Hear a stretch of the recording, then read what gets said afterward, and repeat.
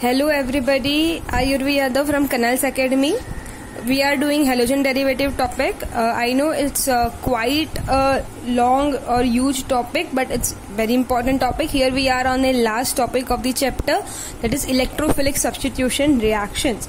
ठीक है, हमें जैसे कि नाम में ही पता चल रहा है कि इलेक्ट्रोफाइल्स, इलेक्ट्रोफिलिक का मतलब क्या होता है. फिलिक का मतलब हमें ऑलरेडी पता है, लवर. ठीक है, इलेक्ट्रो मतलब कि नेगेटिव चार्ज लवर जो होता है सब्स्टिट्यूट होता है. सब्स्टिट्यूशन का मतलब है एक की जगह पर दूसरे का आना विदाउट चेंजिंग इट्स कॉन्फ़िगरेशन. तो इलेक्ट्रोफिलिक सब्स्टिट्यूशन रिएक्शन के बारे में पढ़ रहा है कि जिसमें नेगेटिव चार्ज लवर सब्स्टिट्यूट हो रहा है. किधर सब्स्टिट्यूट होगा, किसको सब्स्टिट्यूट कर रहा है, कैसे सब्स्टिट्यूट कर रहा है, वही सारी चीजें हमें इसमें देखनी है. तो हम इसको समझाने के लिए बट ऑलवेज हम अराइल हलाइड्स के बारे में पढ़ रहे हैं. तो अराइल मतलब कि बेंजीन रिंग, हलाइड्स मतलब कि उसमें मैंने कोई भी एक हेलोजन डाल दिया. ठीक है, हमने ऑलरेडी लास्ट क्लास में इसका रेजोनेटिंग स्ट्रक्चर देखा हुआ है. इसके पास 3 लोन पेयर होते हैं जिसकी वजह से वो इलेक्ट्रॉन्स को जो है शिफ्ट करता है, और रेजोनेंस की वजह से ये जो है इधर जो है पॉजिटिव चार्ज आ जाए, रेजोनेंस की वजह से इधर डबल बॉन्ड आ जाएगा, क्लोरीन के ऊपर पॉजिटिव चार्ज आ जाएगा, और ये जो इलेक्ट्रॉन्स है वो ऑर्थो पोजीशन पे, सेम वे ये जो इलेक्ट्रॉन है वो रेजोनेंस करके पैरा पोजीशन पे, सेम वे ये जो इलेक्ट्रॉन है अगेन वो रेजोनेंस करके वापस ऑर्थो पोजीशन पे आ जाएंगे. ठीक है, और वापस रेजोनेंस करके वो अपनी ओरिजिनल जगह पे चले जाएंगे.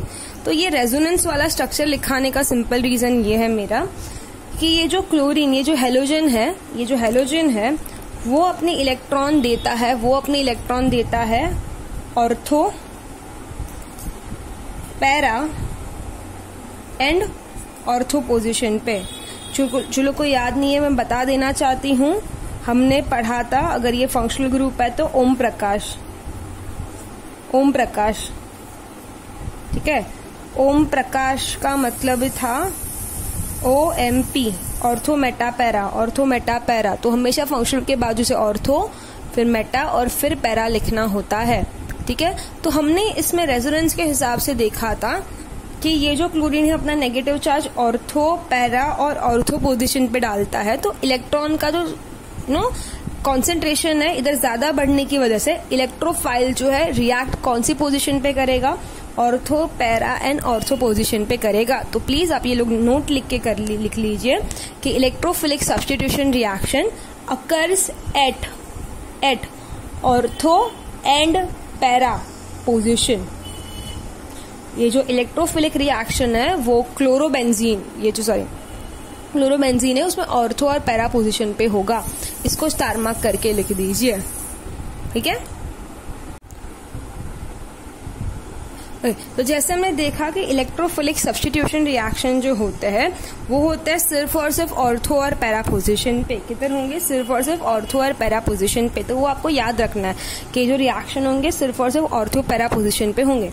अभी ये रिएक्शन समझाने के लिए हमारे पास सिर्फ और सिर्फ 5 ही एग्जाम्पल है जो हमें रिवाइज करने हैं. सिर्फ 5 एग्जाम्पल है. ठीक है, तो सबसे पहला जो एग्जाम्पल है, पहला रिएक्शन है वो है हेलोजिनेशन. हेलोजिनेशन का मतलब है एडिशन ऑफ हेलोजन को हम ऐड करेंगे. सेकेंड एग्जाम्पल है नाइट्रेशन का मतलब है हम NO2 ग्रुप को ऐड करेंगे. नेक्स्ट जो एग्जाम्पल है सल्फोनेशन, मतलब कि हम SO3H ग्रुप को ऐड करेंगे. नेक्स्ट जो एग्जाम्पल है मेरे पास वो है फ्रिडल क्राफ्ट अल्काइलेशन, एंड उसके बाद का जो एग्जाम्पल है वो है फ्रिडल क्राफ्ट असाइलेशन रिएक्शन. ठीक है, तो हमारे पास ये 5 ही रिएक्शन है समझने के लिए इलेक्ट्रोफिलिक सब्स्टिट्यूशन रिएक्शन को. Let's start with the first example, that is halogenation reaction. Halogen को ऐड कर रहे हैं हम लोग। तो अगेन हम अराइल हैलाइड ले रहे हैं, तो मैंने क्लोरोबेंजीन ले लिया। आप नीचे नाम लिखो क्लोरोबेंजीन। मैंने सपोज क्लोरीनेशन ही किया है तो क्लोरीन को ऐड कर दिया। तो मुझे क्लोरीन को अगर बेंजीन रिंग पे ऐड करना है तो मैं कौन सा भी लुइस एसिड लूंगी। फॉर एग्जाम्पल AlCl3 लिया, Fe लिया, और इसको डार्क कंडीशन में रखूंगी, विदाउट सनलाइट में रखूंगी। क्लोरीन किधर ऐड होगा? ऑर्थो एंड पैरा पोजिशन पे। तो मेरे पास कुछ इधर आंसर आएगा, chlorine at ortho position and chlorine at para position, और HCl निकल जाएगा। देखो इसका बहुत लंबा मैकेनिज्म है, वो हमारे अभी डिस्कशन का टॉपिक नहीं है, प्लस HCl निकल जाएगा। ठीक है, अभी हम वो हमारे डिस्कशन का टॉपिक नहीं है। हम क्या बोल रहे हैं इसमें कि इधर H है, ये एक क्लोरीन एक H के साथ चला गया, दूसरा क्लोरीन ने उसको सब्स्टिट्यूट किया। दूसरा क्लोरीन ने क्या किया? उसको सब्स्टिट्यूट किया। आपको उतना ही याद रखो चलेगा। तो एक क्लोरीन ने एक हाइड्रोजन के साथ चला गया, दूसरा क्लोरीन ने उसको सब्स्टिट्यूट किया at ortho and para position. इसका नाम सोचो क्या होगा? नाम लिखो, आप खुद से लिखने का ट्राई करो। इन दोनों का नाम खुद से लिखने का ट्राई करो। क्या लिखा आपने? ऑर्थो डाइक्लोरोबेंजीन या पैरा डाइक्लोरोबेंजीन, या तो फिर आप इसको लिख सकते हो 1,2 डाइक्लोरोबेंजीन। इसका क्या होगा? 1,4 डाइक्लोरोबेंजीन। या तो फिर आप इसको लिख सकते हो ऑर्थो डाइक्लोरोबेंजीन, पैरा डाइक्लोरोबेंजीन, और करके ये नाम भी लिख सकते हो। ये ऑर्थो सब्स्टिट्यूएंट है, ये पैरा सब्स्टिट्यूएंट है। इधर से भी ऑर्थो आएगा, इधर से भी ऑर्थो आएगा, इधर से भी पैरा और इधर से भी पैरा आएगा। ठीक है, आपको मुझे बताना है कि ये दोनों में से देखो, दोनों जो है क्वांटिटी इक्वल अमाउंट में प्रोड्यूस नहीं होती, एक ज्यादा होगी और एक कम होगी। ऐसा क्यों होता है? ऐसा होता है रिपल्जन की वजह से। अभी क्लोरीन जो है लिखा भले मैंने ऐसा है, पर 3D स्ट्रक्चर में कि बहुत ही बड़ा मॉलिक्यूल है, बहुत ही बड़ा मॉलिक्यूल है। तो ये जो क्लोरीन है ना, बहुत ही ज्यादा जगह रोकता है। क्लोरीन बहुत ही ज्यादा जगह रोकता है, तो जिसकी वजह से होगा क्या? ये जो दो क्लोरीन मॉलिक्यूल है उनके बीच में होगा रिपल्जन। क्या होगा? रिपल्जन होगा। ठीक है, तो जिसकी वजह से ये थोड़ा अनस्टेबल हो जाएगा, पर ये दोनों दूर दूर है, शांति से रह रहा है, स्टेबल होगा। तो ये वाला जो प्रोडक्ट होगा शांति से होगा, स्टेबल होगा, स्टेबिलिटी उनको बहुत प्यारी है, तो ये मेजर प्रोडक्ट होगा। और ये क्या हो जाएगा? माइनर प्रोडक्ट हो जाएगा। ये बात ध्यान में रखो। तो याद रखो, पैरा वाला would be major and ortho वाला वुड बी माइनर। लिख लो किधर, पैरा वाला would be major and ortho वाला would be minor due to stability reasons. ठीक है, तो नाइट्रेशन का मतलब हम एडिशन ऑफ NO2 ग्रुप करेंगे। नाइट्रेशन हम 10th स्टैंडर्ड से पढ़ते आ रहे हैं। नाइट्रेशन में हमेशा हम ऐड करते हैं HNO3 को concentrated in presence of concentrated H2SO4 और इन प्रेजेंस ऑफ हीट करते हैं। रिएक्शन को समझाने के लिए मैं HNO3 जो है, HNO3 को can I write it as OHNO2 की तरह मैं लिख सकती हूँ। OHNO2 नाइट्रिक एसिड, ये नाइट्रिक एसिड है। तो अगेन ये क्लोरोबेंजीन लिख दिया मैंने। तो क्या होगा? इधर का H इस OH के साथ चला जाएगा, HOH चला जाएगा, NO2 ने उधर सब्स्टिट्यूट किया, NO2 उधर सब्स्टिट्यूट किया, इलेक्ट्रोफाइल ने सब्स्टिट्यूट किया। तो क्या आ जाएगा मेरा?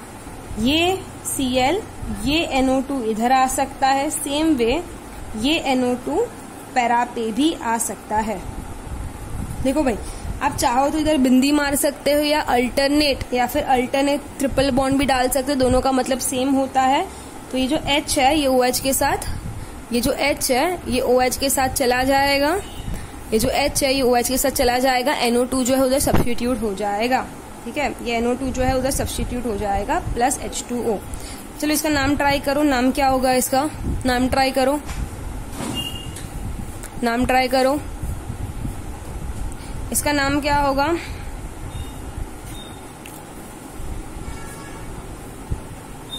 टू नाइट्रोक्लोरोबेंजीन, इसका नाम क्या होगा? 4 नाइट्रोक्लोरोबेंजीन। ठीक है, मेजर प्रोडक्ट कौन सा होगा? ये होगा मेजर प्रोडक्ट, और ये कौन सा होगा? ये होगा माइनर प्रोडक्ट। ठीक है ये बात। तो ये तो सिंपल नाइट्रेशन का example. Let's talk about sulphonation. Sulphonation में अगेन आप लोग लोगे क्लोरोबेंजीन को, सल्फोनेशन रिएक्शन समझाने के लिए we are going to add concentrated sulphuric acid. क्या मैं सल्फ्यूरिक एसिड जो है H2SO4 आपको समझाने के लिए उसको मैं OHSO3H में लिख सकती हूँ। देखो भाई जरा सेम आ रहा है कि नहीं आ रहा है, H2SO4 हाँ या ना। अगेन हम क्या करेंगे, सेम लॉजिक, ऑर्थो और पैरा वाला हाइड्रोजन इस OH के साथ चला जाएगा to form the water molecule. SO3H ortho पे और पैरा पे ऐड हो जाएगा। तो वापस बताओ क्या होगा मेरे पास, Cl SO3H प्लस इधर भी Cl SO3H। ठीक है, ये मेरे पास दो प्रोडक्ट फॉर्म होंगे, ऑर्थो और पैरा वाला। इसका नाम जो है ना थोड़ा अलग तरीके से लिख रहा है, इसका नाम थोड़ा अलग तरीके से हो रहा है। देखो भाई, ये SO3H को मैं सल्फोनिक ग्रुप बोल रही हूँ, ये एसिडिक ग्रुप है तो इसको मैं सल्फोनिक एसिड बोलूंगी। तो इसका क्या बोलेंगे, 1 क्लोरो या फिर ऑर्थो क्लोरो। तो 1 क्लोरो ये बेंजीन है,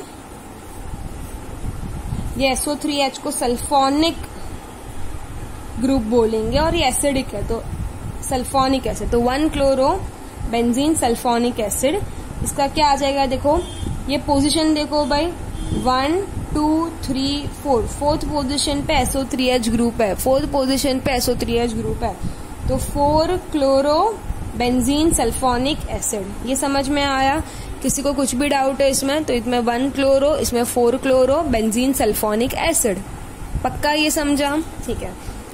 फ्रिडल-क्राफ्ट रिएक्शन नया है आप लोगों के लिए और बहुत ही ज्यादा इम्पोर्टेंट है, और ये बहुत ही ज्यादा इम्पोर्टेंट है। फ्रिडल-क्राफ्ट अल्काइलेशन असाइलेशन बहुत ही ज्यादा इम्पोर्टेंट है। हम क्या बोल रहे हैं, अल्काइलेशन का मतलब क्या होता है? अल्काइलेशन का मतलब होता है अल्काइल ग्रुप को ऐड करना, अल्काइल ग्रुप को ऐड करना। पर प्रॉब्लम क्या है, ये जो है क्लोरोबेंजीन जो है, एक चीज मैं आपको बता देना चाहती हूँ क्लोरोबेंजीन के बारे में या फिर हेलोबेंजीन के बारे में। ये एक चीज बता देना चाहती हूँ, ये MCQ के लेवल का है जो मैं नॉलेज आपके साथ शेयर कर रही हूँ अभी। ये कौन सा भी हेलोजन ले लीजिए, कौन सा भी हेलोजन, ऐसा इसलिए अल्टरनेट ट्रिपल बॉन्ड रखो या बिंदी मारो, दोनों का मतलब सेम होता है। अभी कौन सा भी हेलोजन, मैंने क्लोरीन लिया हुआ है। ये हेलोजन जो भाई साहब है वो दो चीजें दिखाते हैं, कौन सी दो चीजें दिखाते हैं? ये -I, ये देखो मैं थोड़ा हायर फंडू पार्ट MCQ का पढ़ा रही हूँ पर मैंने उसे लिंक कर दूं साथ में। ये 1 साल के नीट में पूछा गया MCQ है। ये क्लोरीन जो है ये -I ग्रुप है। 11th में हमने -I पढ़ा था। ऐसा कोई इंडक्टिव इफेक्ट, I मतलब कि इंडक्टिव इफेक्ट, जो इलेक्ट्रॉन्स को अपनी तरफ खींचता है, तो रिंग के इलेक्ट्रॉन्स को क्लोरीन क्या करेगा, अपनी तरफ खींचेगा। तो -I ग्रुप मतलब कि इलेक्ट्रॉन विथड्रॉइंग ग्रुप, जिसकी वजह से इट डीएक्टिवेट्स द बेंजीन रिंग। वो जो है ये बेंजीन रिंग को क्या कर देगा, डीएक्टिवेट कर देगा। तो आप बोलोगे कि मैम तो फिर ऑर्थो पैरा पे कैसे, अगर इसने बेंजीन के इलेक्ट्रॉन को खींच लिया तो? पर chlorine also shows +R effect. -I effect तो दिखाएगा ही दिखाएगा, +R इफेक्ट भी दिखा दो। तो +R इफेक्ट क्या होता है? +R इफेक्ट मतलब कि at ortho and para position it donates the electron for resonance. तो मतलब कि -I इसका स्ट्रॉन्गर इफेक्ट होगा और +R इसका वीकर इफेक्ट होगा।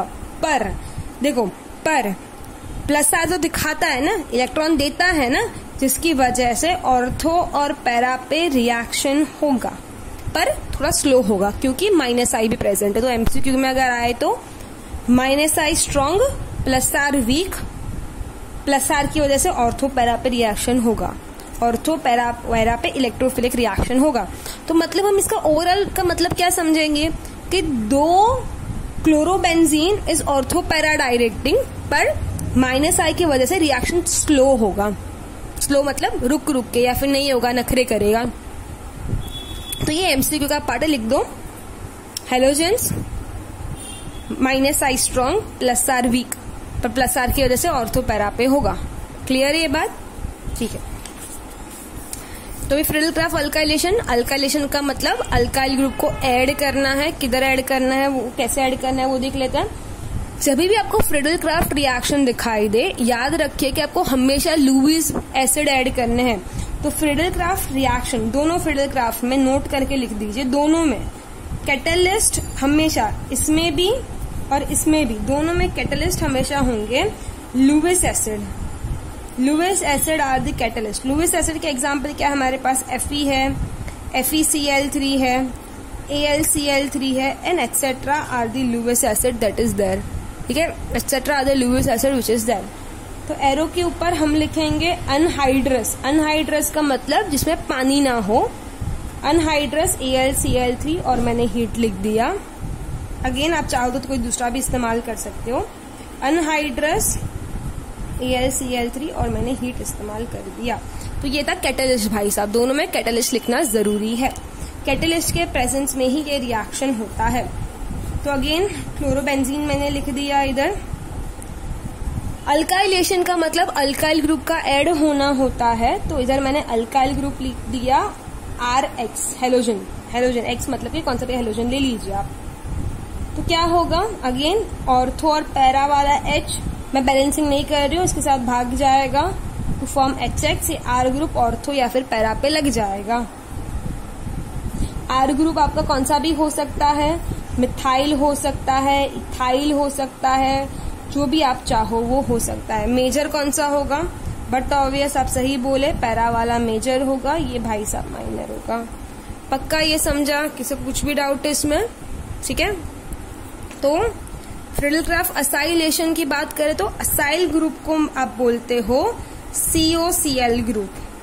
COCl ग्रुप ये असाइल ग्रुप है मेरा, तो ये मेरा असाइल ग्रुप है, ये मेरा असाइल ग्रुप है। सेम अगेन रिएक्शन होगा ऑर्थो और पैरा पे, H और इधर का Cl जाएगा, H और इधर का Cl जाएगा। तो मेरे पास क्या बचेगा, ये थोड़ा बड़ा रिएक्शन हो जाएगा। Cl अभी ध्यान से करो, Cl इधर से गया है ना, कार्बन से टूटा ना, तो कार्बन ही इधर ज्वाइंट होगा, कार्बन ही इधर ज्वाइंट होगा। बहुत सारे लोग इधर मिस्टेक करते हैं, ध्यान से सुनो। बॉन्ड किधर से फॉर्म होगा, कार्बन से। क्यों? बिकॉज क्लोरीन कार्बन से गया है ना, इसीलिए। प्लस देखो आपको इसमें बैलेंसिंग करने की जरूरत नहीं है, ये गड़बड़ हो जाएगा मेरा, C डबल बॉन्ड O और इधर R आ जाएगा। क्लियर है ये बात? पक्का। और प्लस HCl। क्लियर है? ठीक है। मैं चाहती हूँ आपको ये फ्रिडल क्राफ्ट असाइलेशन समझाने के लिए मैं एक सिंपल चीज का एग्जांपल ले लूँ, सो आप रिएक्शन को समझ सको। मैं R की जगह आपको मिथाइल ग्रुप दे रही हूँ। क्या दे रही हूँ? मिथाइल ग्रुप दे रही हूँ। फ्रिडल क्राफ्ट असाइलेशन को एक एग्जांपल से समझ लेते हैं कि मैंने इसमें क्या किया है। मैंने इसमें क्लोरोबेंजीन लिया हुआ है, मैंने R की जगह पर मिथाइल ग्रुप लिया है। क्या है? इसको एसिटाइल क्लोराइड आप बोलोगे। इसमें मैंने लिख दिया अनहाइड्रस AlCl3 और हीट लगा दिया। ठीक है, चलो इसका रिएक्शन को कंप्लीट करो। मैं तो लिखूंगी, आप भी ट्राई करो इस रिएक्शन को कंप्लीट करने का। क्या आएगा आंसर? इसका आंसर मैं नीचे लिख रही हूं। C double bond O CH3 plus C double bond O CH3, ये कुछ दो आंसर मिले। प्लस HCl बैलेंसिंग करने का जरूरत नहीं है, बिकॉज हम गिन के नहीं डाल रहे, इसमें कुछ ज्यादा, ये मेजर होगा, ये माइनर होगा। मुझे आपसे जानना है इन दोनों का नाम। ठीक है, इन दोनों का नाम। ये असाइल क्लोराइड है, ये असाइल क्लोराइड है। ठीक है, बताओ इसका नाम, ट्राई करो। क्या ये कीटोन स्ट्रक्चर है? हाँ कीटोन है। कीटोन क्या था? कीटोन क्या था? कीटोन CO के आसपास RR ग्रुप होने चाहिए, तो ये कीटोन का स्ट्रक्चर है, तो मैंने मान लिया। देखो इधर क्लोरीन कौन से पोजीशन पे है? इधर क्लोरीन जो है, ये जो है क्लोरीन फर्स्ट पोजीशन पे, इसमें पूरा का फंक्शनल ग्रुप मान लेती हूँ मैं। ठीक है, तो इसका नाम क्या हो जाएगा? इसका नाम कॉमन नेम लिखने का मैं ट्राई कर रही हूँ। क्या है इधर? ये एसिटो है, 2 कार्बन को मैं एसिड बोलती हूँ। कॉमन नेम के लिए इसमें O लगा देती हूँ। बेंजीन को मैं फिन बोलती हूँ, जिसको हमने बोला कि बेंजीन को आप फिनाइल भी बोल सकते हो, अराइल भी बोल सकते हो, मैंने फिन बोला। कीटोन का हम ओन लगाते हैं, याद रखो, कीटोन का हम ओन लगाते हैं। कीटोन में क्या लगाते हैं? ओन लगाते हैं। कीटोन, अल्डिहाइड में अल, अल्कोहल में ऑल, वैसे कीटोन में ओन लगाते हैं। तो 1 क्लोरो,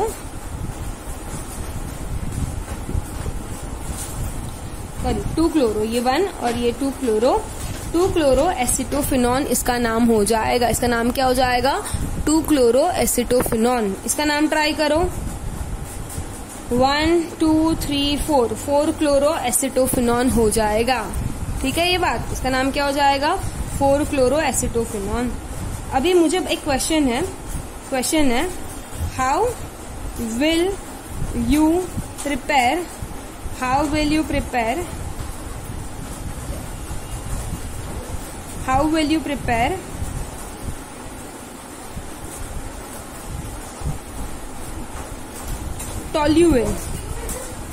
toluene from फ्रीडल-क्राफ्ट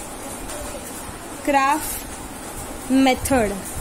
अभी आप टोल्यूएन को कैसे प्रिपेयर करोगे फ्रीडल-क्राफ्ट मेथड से? तो पहले तो आपको टोल्यूएन का स्ट्रक्चर पता होना चाहिए। टोल्यूएन का मतलब बेंजीन के ऊपर CH3। टोल्यूएन का मतलब होता है बेंजीन के ऊपर CH3। कैसे प्रिपेयर करोगे? तो कहना इसे, वीडियो को पॉज कर दीजिए, सोचिए, फिर आंसर देखिएगा। कहना इसे बेंजीन लूंगी मैं, फिर उसमें CH3Cl ऐड कर दूंगी, एरो के ऊपर वही अनहाइड्रस AlCl3 और हीट, टोल्यूएन मुझे मिल जाएगा। समझ में आया? आसान था टॉपिक, पक्का? परफेक्ट। ओके, सो ये था हमारा इलेक्ट्रोफिलिक सब्स्टिट्यूशन रिएक्शंस के बारे में। हमने पढ़ा कि वो ऑर्थो पैरा पे देता है, सब्स्टिट्यूट करता है। हमने उसके 5 रिएक्शन पढ़े, halogenation, nitration, sulphonation, Friedel-Crafts alkylation, acylation. उसका हमने एक MCQ पढ़ा, फिर उसका हमने कुछ क्वेश्चन भी सॉल्व किए। Now comes to the most ignored but important topic, uses. Generally हम यूजेस नहीं पढ़ाते या फिर होमवर्क में देते, पर इसका जो यूजेस है वो काफी इम्पोर्टेंट है, बिकॉज इसके ऊपर काफी क्वेश्चन पूछे जा रहे हैं। ठीक है, तो जो सबसे इम्पोर्टेंट यूजेस है मैं वही पढ़ा देती हूँ। उसके स्ट्रक्चर पूछे, इवन तो जेईई में भी ये पूछा गया है, उसके स्ट्रक्चर, उसका नाम, उसके यूजेस, उसके इम्पोर्टेंट है। तो कौन सा इम्पोर्टेंट यूज जो मैं आपको पढ़ाना चाह रही हूँ वो है DDT। तो पहले तो DDT का फुल फॉर्म क्या है? P, dichloro diphenyl trichloro ethane. मेरे पास जगह नहीं है, मैंने नीचे लिखा, साथ में भी लिख सकते हो आप। ये P नहीं लिखोगे तो भी चलेगा। ठीक है, ये स्ट्रक्चर पहले इसको सीखो। पहले तो इथेन है, लास्ट से हम चालू करेंगे, इथेन है।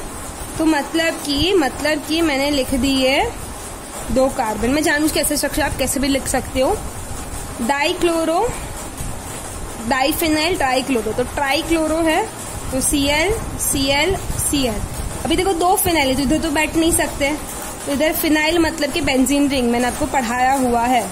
फिनाइल मतलब कि बेंजीन रिंग, फिनाइल मतलब कि बेंजीन रिंग।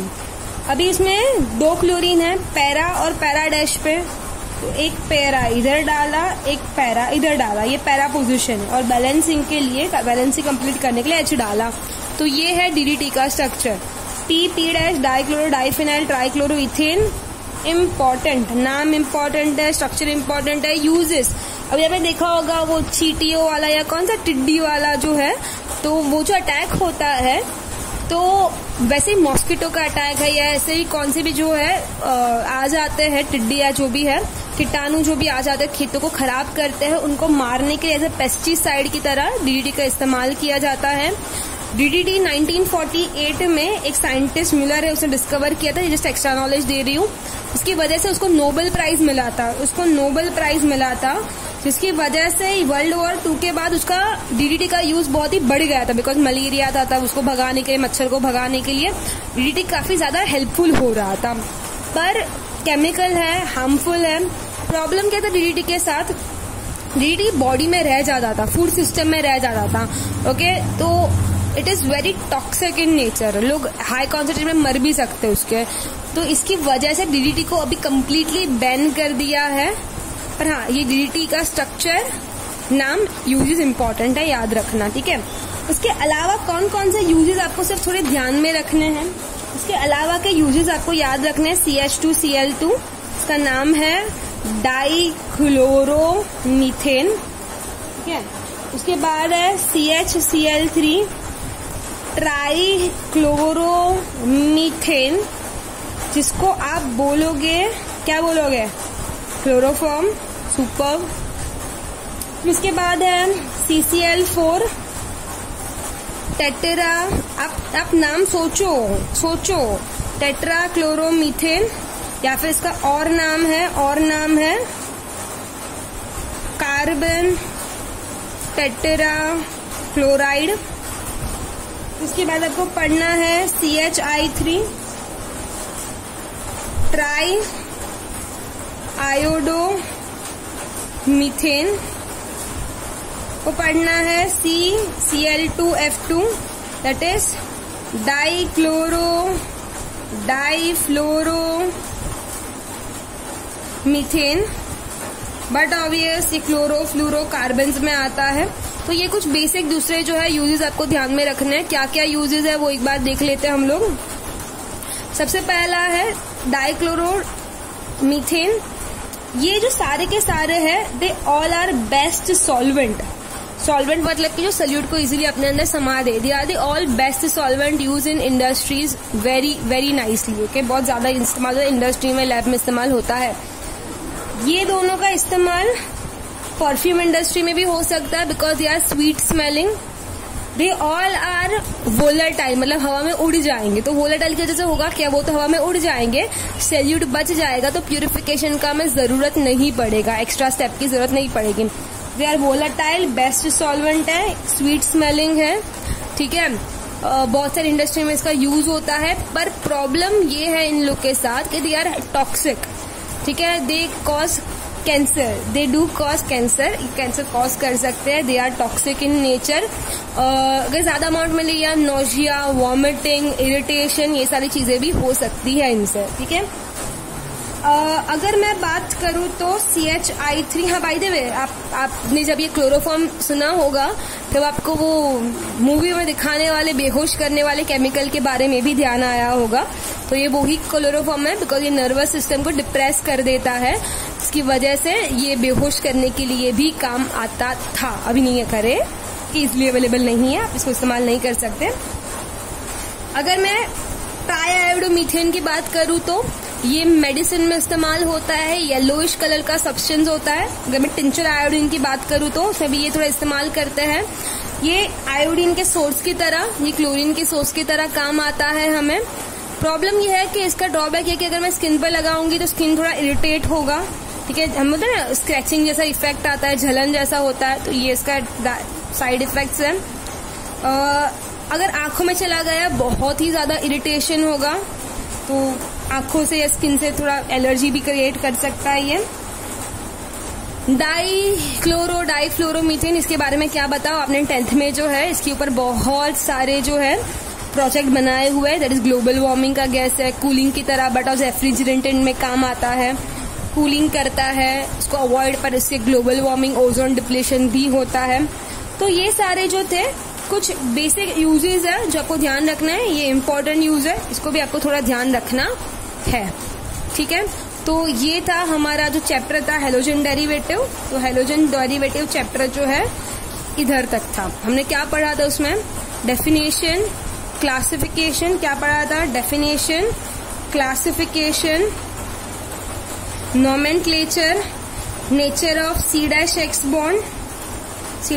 बॉन्ड, प्रिपरेशन, ठीक है, प्रिपरेशन पढ़ा था।